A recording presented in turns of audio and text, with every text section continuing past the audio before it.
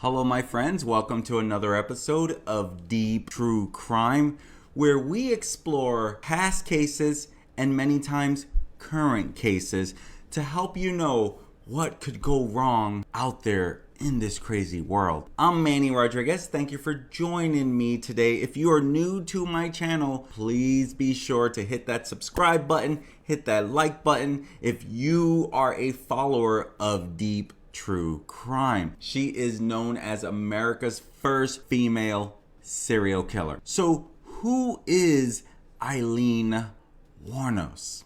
Well, Aileen is an American serial killer. She was originally born Aileen Carol Pittman, born February 29th, 1956 in Rochester, Michigan. She died by lethal injection, death penalty, on October 9th of 2002 in Stark, Florida, which is where all of these killings occurred, were in Florida.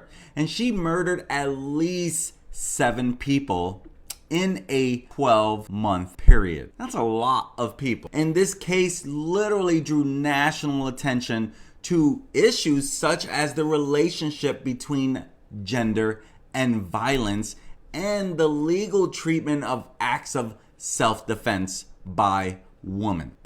Her life was the subject of many documentaries and films like Monster, the movie that was out in 2003.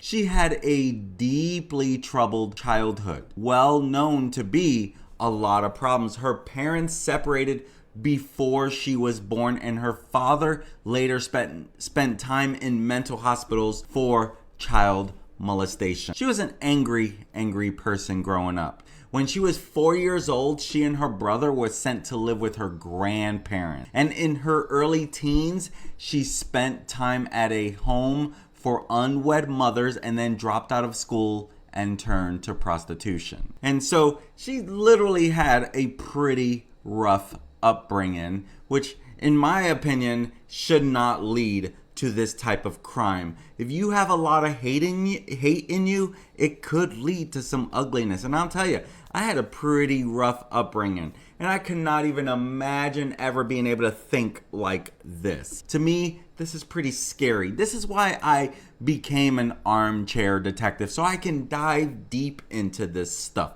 Because, you know, when it comes to this, I want to understand, why do people do this? And the purpose of my channel is to keep you aware of what can possibly go wrong. And in 1974, Wuornos was imprisoned for driving while intoxicated and for firing a gun from a moving vehicle. She was arrested numerous times on charges that included armed robbery, check forgery, and even auto theft. By the late 1980s, she was a drifter.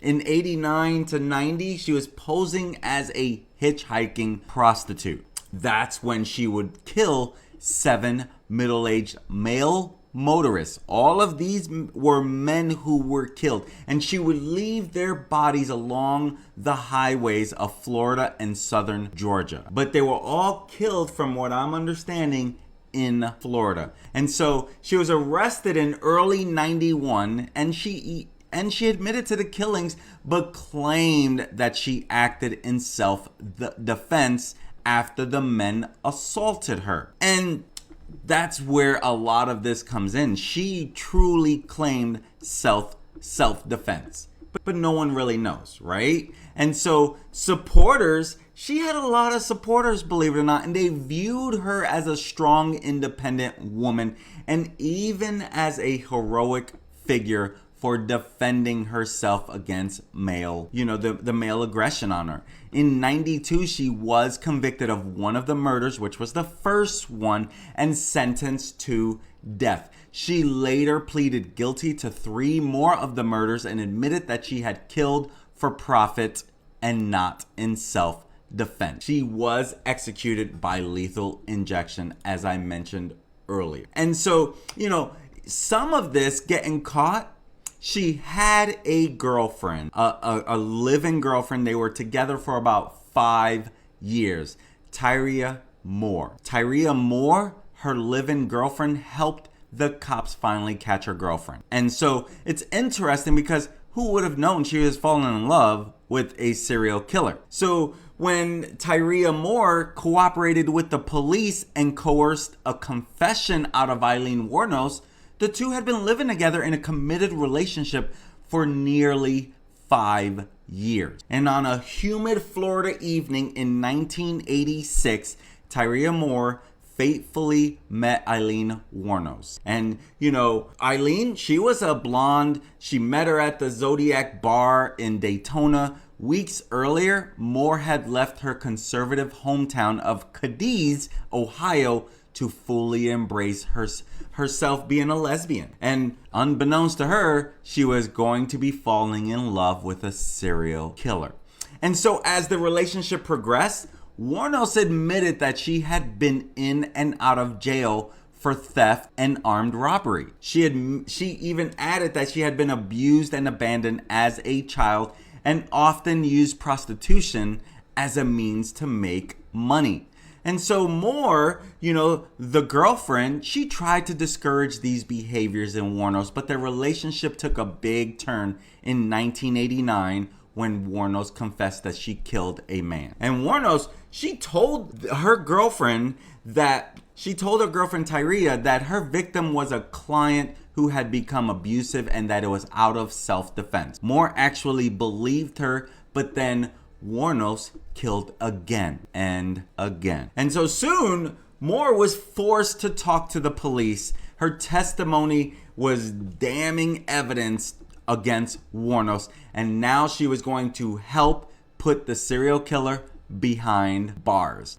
Tyria Moore, she was only 24 years old at this time, and when her relationship with 30-year-old Aileen Wuornos began, according to Wuornos biographer Sue Russell, the couple's fateful encounter in Daytona in 1986 dictated the rest of their lives. And she quoted, "From then on, they became inseparable. That was the anchor that Aileen had been looking for." Moore had no qualms about living in motel rooms with Wuornos or crashing on the couches of friends for the 4.5 years they were companions. But Moore did take issues with Wuornos' tendency to turn to prostitution. She did not like that about Aileen Wuornos.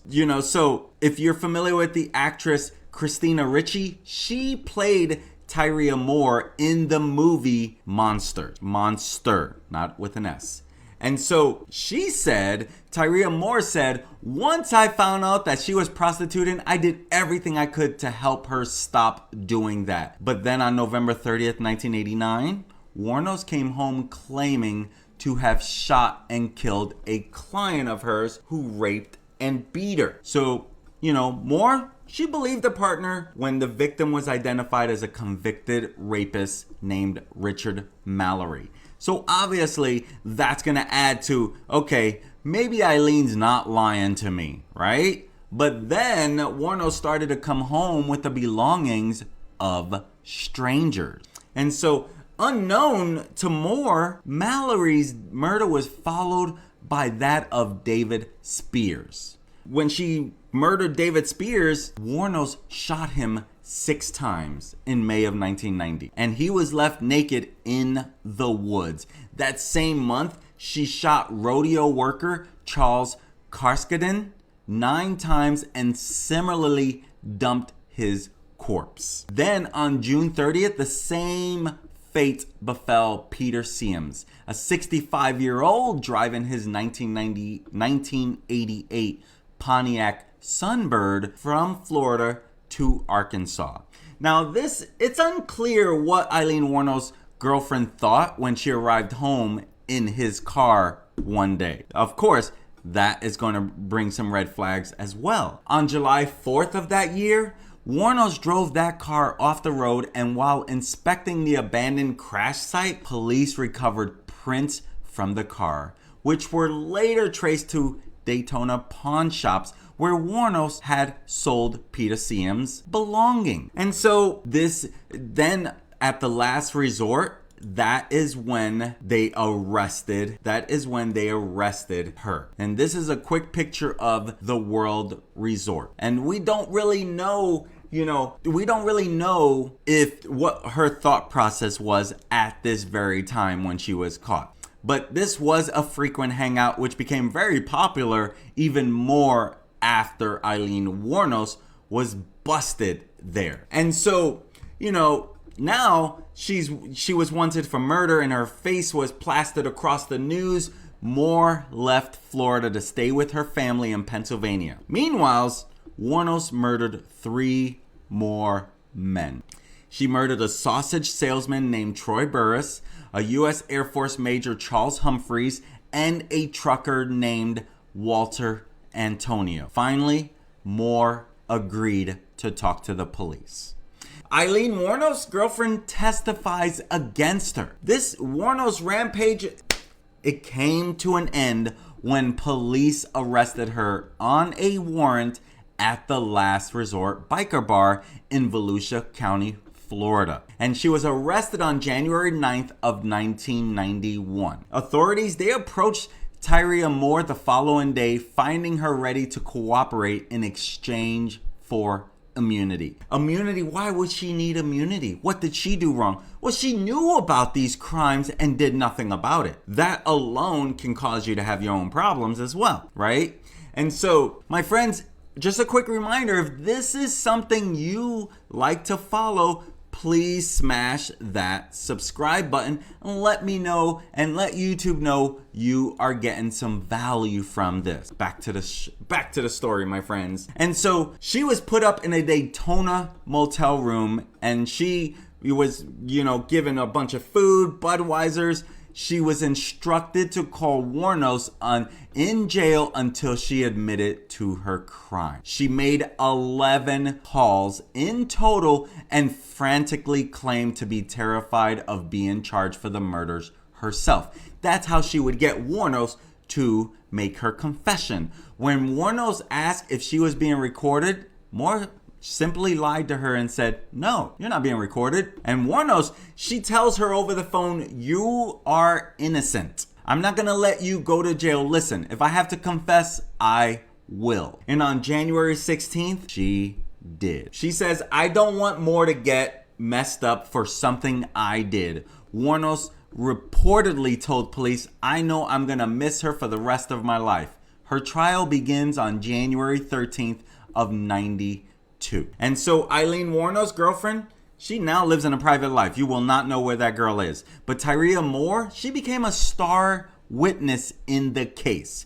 She took the stand on the 4th day of trial, provided 75 minutes, literally 75 minutes of testimony. And so it was only the second time since Wuornos' arrest that the two had even seen each other.